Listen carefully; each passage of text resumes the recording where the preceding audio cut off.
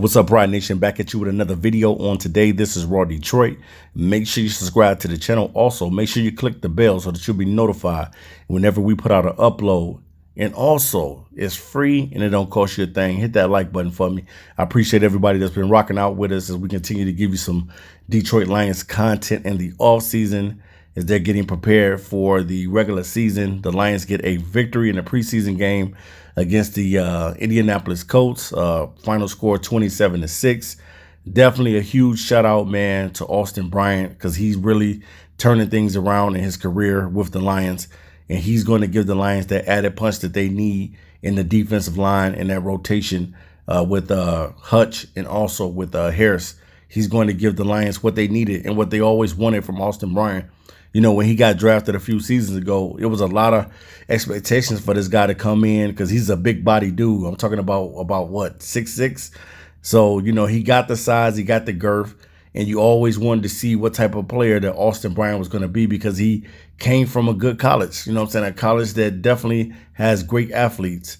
And, you know, coming from Clemson, Lions drafting him, you know, we was thinking that this guy was going to come in and have an immediate impact on the line. But pretty much at the beginning of his career, you know, it was a lot of injuries and things like that. But he's been able to nurse those injuries with the last two seasons. And, man, just looking at him walk around out there with the bounce and being able to get around and have 2 sacks in this ball game is definitely something that you love to hear about Austin Bryant. Definitely, if I had to give a defensive MVP award, Austin Bryant would get that award on today because this dude is playing lights out football. And that's what you want to see, especially from your depth guys. You know, he may not be the guy that's starting out there, but he will be in this rotation, you know, because he does bring a lot to the table, and we need a guy like him. Now, I think for the Lions defensive line to be complete, we also need Levi, man. We need Levi and we need Josh Pascal. We don't really know how this team is until it's at a complete full strength. When you got Jerry Jacobs back, when you got Levi back, when you got all of these guys back that can contribute and help. Now, in the game, Will Harris did not look the best at the corner position, but, you know, it's like that sometimes. You know, with Will Harris, you know, with us Lions fans, it's a lot of things that we say good about Will Harris. And then, you know, especially we were saying good things about him when he started playing corner and he was playing decent and solid. But then when he was at safety, it was like, no, man, get Will Harris out of there. But, you know, he's been struggling as of late, and Okudah has been playing well. So lights out to Okudah for being able to get his career a little bit on track right now. But we are still awaiting the regular season to see truly how Jeff Okudah is going to play. You know, we need him and Amani to play at a high level, man. If this Lions defense is to get better, those guys are going to have to play at a high level. You know, we know we're going to need to push from the big front seven, but we know that we have a weakness in the defense. The linebackers is the weakness.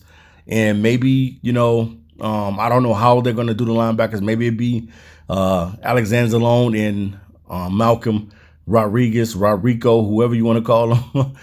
You know, maybe he's going to be the guy that's going to man the middle, and maybe Alexander Zalone goes to the outside linebacker and somebody else plays the other outside linebacker. But, you know, from what I saw in the game, you know what I'm saying, you know, these guys are definitely going to be guys that you're going to look at to see in the rotation, especially with Malcolm Rodriguez. You know, if this dude earns a starting spot on this squad, what does that tell us about the linebackers?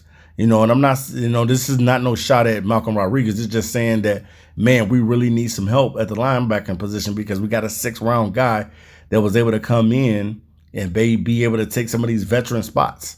So, you know, hopefully, man, we'll get that linebacker core situated and we can add another depth piece if somebody is in the league going to cut a linebacker that the Lions could also ultimately look at it and pick up and add to this roster. So definitely that is a great thing. But if I had to give an MVP to anybody so far in the regular season, Tom Kennedy has been lights out, catching everything that's coming his way. I want to give a shout out to Blau and Boyle. They played decent in the game. You know, normally I'm kind of ragging on these guys and wanting their replacement, you know what I'm saying? But they did play decent. They played solid enough to push the ball down the field. The running backs look good on today. And Jackson and Craig Reynolds, both of those guys played well. Definitely, I think that Craig Reynolds is that number 3 man. When Craig Reynolds run the ball, man, I see 1,000-yard running back all day, man. Craig Reynolds could be a every down back, man. This dude just looks good and smooth when he's running that football, man. Something about, Jackson, I know Justin Jackson played well in this ball game, but I definitely think that if Craig Reynolds got the opportunity to be the number 1 running back in Detroit, I think that this dude could rush over 1,000 yards. Now, this is no knock or no pun intended to DeAndre Swift or anything like that, but what I'm seeing out of Craig Reynolds, I just love it, man. He is very consistent, and he's able to stay out there on the field, and I just see a guy that could possibly be 1,000-yard rusher. Now, the jury is going to be out on what Swift does this season, especially if he can stay injury-free and not get that injury bug this season, because Swift is wanting a big season himself. He's wanting to rush over 1,000 yards, and he's wanting to receive 1,000 yards, something that Christian McCaffrey done a few seasons ago. That is not an easy thing to do, to receive for 1,000 and to be able to rush for 1,000 out of the backfield. It can happen. We'll see if it happens, and if it does happen for Swift, that's going to be great for him because eventually he'll earn himself a contract extension with the Lions. I do believe that personally. But definitely, man, shout out to Tom Kennedy, pretty much the MVP of the preseason so far. I definitely think that he will find a spot probably on this roster this season.